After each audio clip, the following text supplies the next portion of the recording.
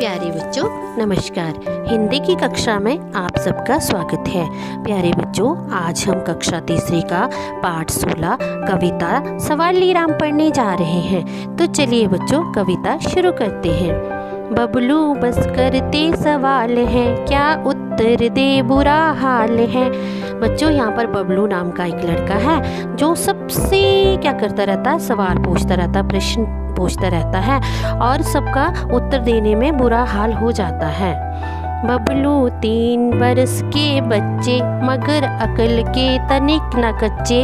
बबलू जो है वह 3 वर्ष का बच्चा है, आपकी तरह छोटा सा बच्चा है, परंतु बुद्धि से वह बिल्कुल कच्चा नहीं है, उसकी बुद्धि बहुत ही तेज है। उसके बाद वह सवाल ही सवाल पूछता रहता है। नई चीज कोई दिख जाती, पूछो कैसे काम है आती, पूछे कैसे काम है आती।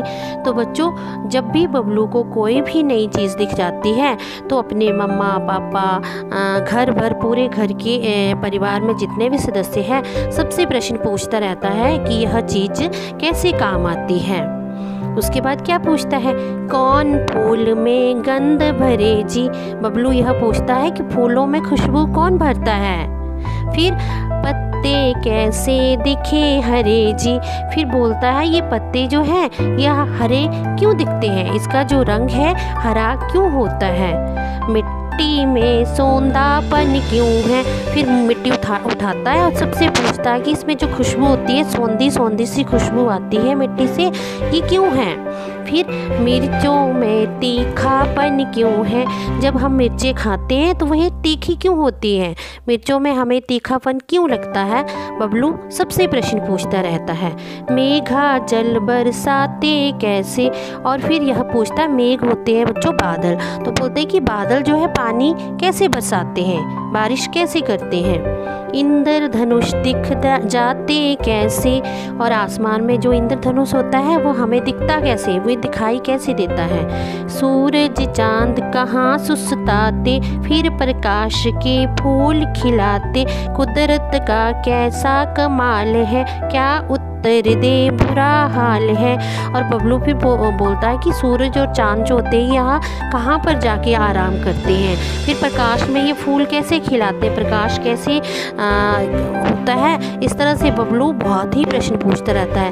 बबलू जी जिज्ञासु बड़े हैं, मन में अनगिन प्रश्न खड़े हैं। बच्चों यहाँ पर जिज्ञासु शब्द आता है, इसका अर्थ होता है जानने की इच्छा रखने वाला। तो बबलू बहुत ही जिज्ञासु बच्चा था, उसमें हर कुछ जानने की इच्छा होती रहती थी। ठीक है। उलझन उनकी बढ़ती जाती, नई चीज अचरज से भरती।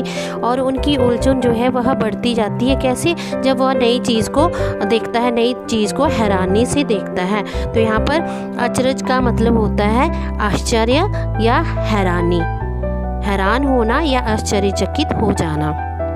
साथी से टीचर से पूछे, माँ पापा घर भर से पूछे।